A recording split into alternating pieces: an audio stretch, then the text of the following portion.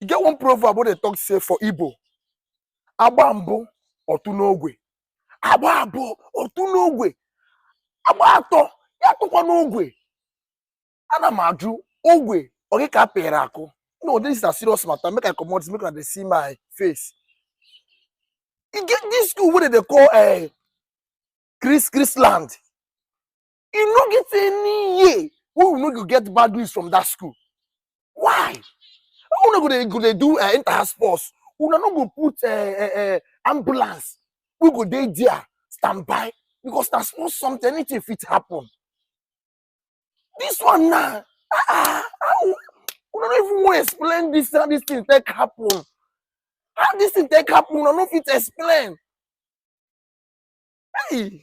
No, this one too much from my mouth. So I bet I don't want to talk too much. Now the case of that girl where they say in collapse, but the matter plenty. The mama don't come out, the papa don't come out.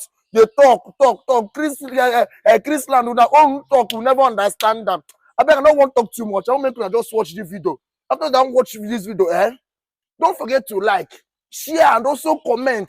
All this problem where they talk say we full everywhere, problem everywhere. Make I see if this problem if you enter problem solution center. Go now watch. Hello everybody, good evening. My name is Blessed Nadiniron. The girl in question is my daughter. She's my first child. I will state everything that happened there even before the program started. I met the admin officer, I met the principal, I met part of the PTA committee, I met parents, then we greeted, I sat. Negligence, Baba. March past my battle. When the march past started, I looked. The first house marched. I didn't see my child. Second house marched. I didn't see my child. Third house marched. I didn't see my child. I said, she's in Pines, which is greenhouse. I said, maybe she's among the Queen's entourage. Because I remember she mentioned that she's among the entourage of the Queen or King or something like that. Those ones marched.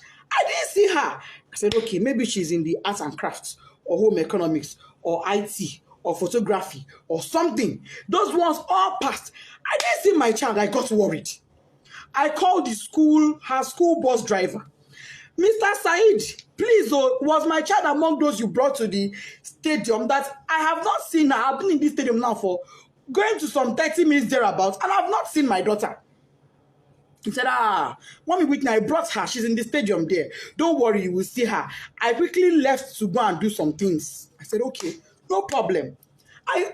As this time, the match passed. After I finished speaking with the driver, he said he brought her. I said, okay. Maybe she got hungry and had to leave and buy something outside. Because she had breakfast before leaving the house. I made sure she had breakfast. Knowing she was going for inter-house sports. And she was with money. I went to the snacks point outside. I didn't see my daughter. I said, where could this girl be? So I waited. Match past was over. I crossed to the other side. On my way there, I met a man. The man said, madam, parents are not allowed at this side. I said, I know. I just want to check on my daughter. He said, okay. I went in there and I saw some students there. And I asked a boy there, please. Meanwhile, before I got to that across, a bus sped by on high speed, zoomed. And I said, how can a bus be driving like this when you know children are in the stadium? But I just said that and I went on my own. So when I saw the boy, I said, please, I'm looking for Whitney. Adeniran. The boy said, a girl just fainted here.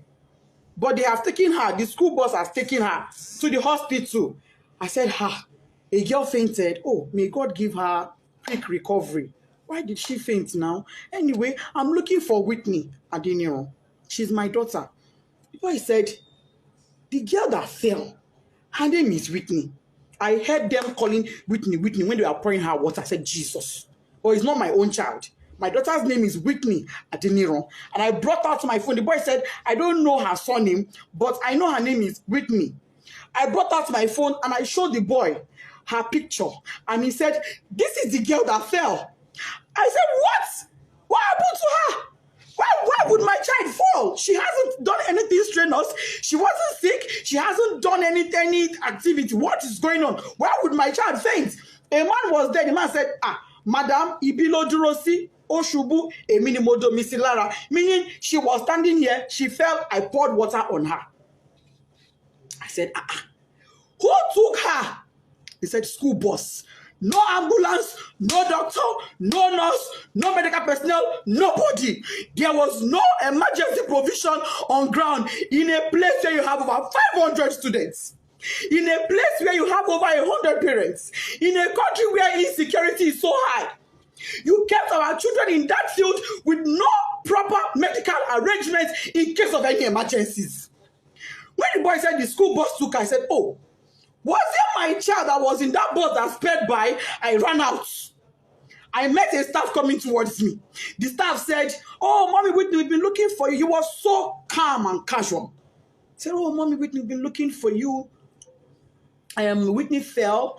I said, yes. And then she fell. He said, oh, yeah, she fell. But don't worry, she'll be fine. We've taken her to the hospital. I said, okay, let's go to the hospital. Immediately, I picked my phone. I called my husband. My husband wasn't picking. His PA said he was in a meeting. I said, please get the phone across to him. I don't care who he's having that meeting with. Even if it is the governor, go and give him the phone. It's an emergency. The guy went and gave my husband the phone. I told my husband what happened. My husband said, okay, no problem. Go to the hospital. I will make a few calls and I will meet you there myself. I'm on my way already. I asked the staff, please, where is the hospital my daughter was taken to? So let him ask the principal. We asked the principal. Principal said it was Agege Central Hospital. I said, Agege Central Hospital. She said, yes. I brought out my phone. I put it on Google Map. It wasn't showing. I put it again, Agege Central Hospital. It was not showing. What I saw was Agege Central Mosque.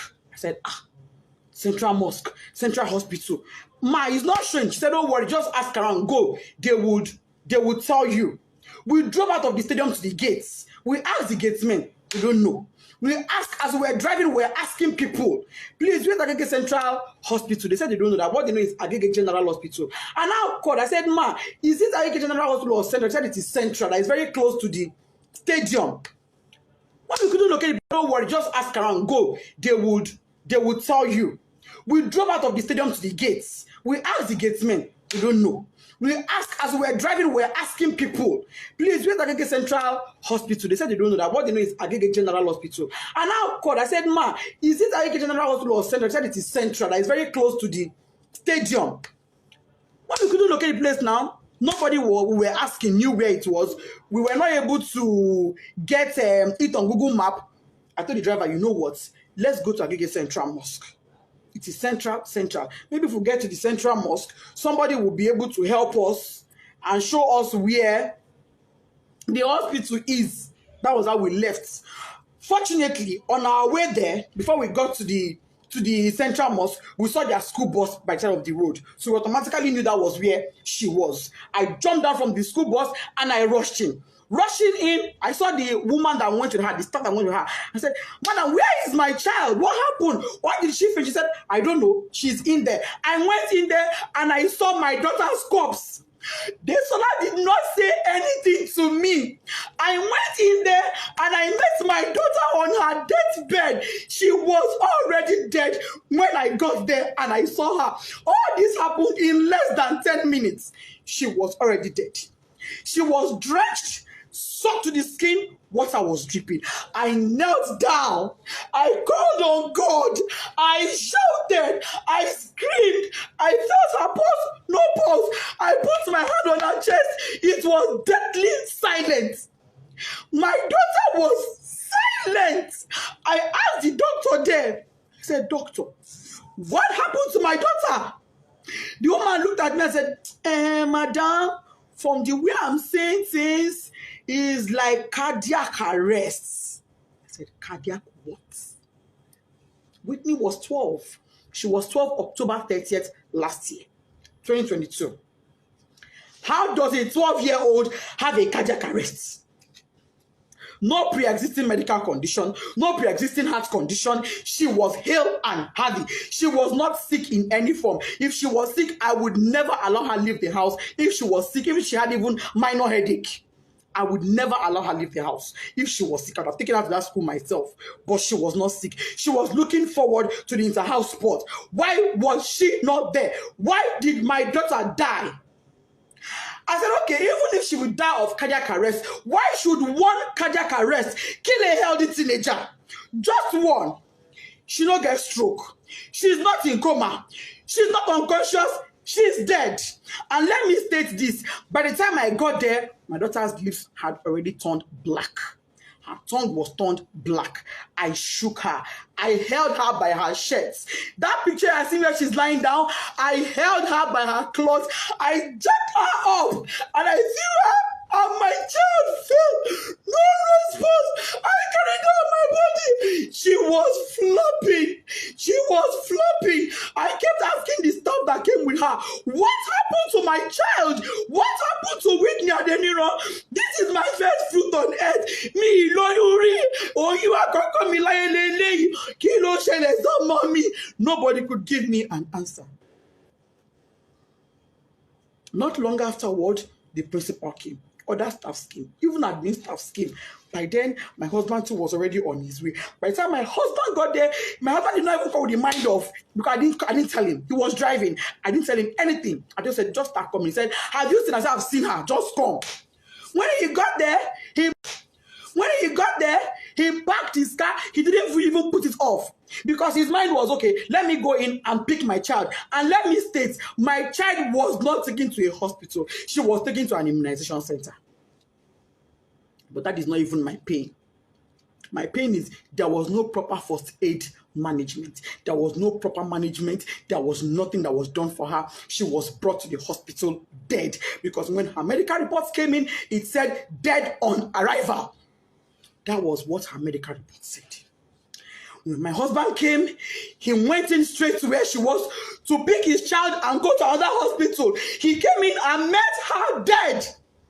He screamed, shouted, Desola! That is, yes, stand up. What is happening to my child? My husband knelt down, crying, begging doctor, please help me. This is my first child. Imagine God must enjoy, shall me. I cried. I begged them. I will sell everything I have for my child to be alive. The woman looked at me and said, Madam, it is too late. Nothing can be done. She's gone. I've been asking chrisland, what happened to my child? Nobody's telling me anything. Since on Thursday, what happened? Nobody, I'm just hearing different stories. They were at my house yesterday. I told them, I knelt down. I said, please, Mas, you are mothers like me. For the sake of God, tell me what happened. I don't want to have to open up my child for autopsy. Let me bury this girl in peace and let it go. Please tell me what happened to my child. They are not saying anything to me. They are saying, oh, she's slumped. Oh, she's slumped. Oh, she's slumped. How? Parents are calling me, oh, Mommy Whitney will sympathize with you. Somebody said, oh, I learned from the school authorities she was a sickly child. I said, my child sickly? My own child sickly? That is not true. I'm not an irresponsible woman. I'm not an irresponsible parent. Me and my husband, we place our children as priority. If my child complained of even a slight headache, she would never have gone to that school that day. She would not have gone. I would take her to the hospital immediately. Melo money. How many I get? So I will take one, they play. How many? Chrisland up to this moment is not telling me anything. They're telling me, Kadara, go and bury her. Kadara. How do I accept Kadara that my first fruit, my 12-year-old, is late, is dead, out of carelessness? There was no ambulance. There was no medical doctor on ground. There was no trained personnel. Why was she drenched in water? Who poured water on her? What happened? Nobody is telling me anything. They're protecting their school integrity. I'm seeing some comments that is breaking my heart, but I will not curse you. I will pray for you, and I will say, the pain I'm going through, may you never experience it. This pain I'm going through, may you never. I don't have an enemy in this world, but I will not wish on my worst enemy. I pray no mother has to go through what I'm going through. IG police, if you are a father, come to my rescue. Last suit, my daughter's body is in your mortuary. Chrisland, what happened to Desola Adeniro? You people will answer me. No matter what it takes. If it takes my last blood, you will answer me. You will tell me what happened to my daughter. If it is the last night before I die, you will tell me what happened to Bisola. You will tell me what happened to my daughter. All this your story of she slumped is a lie.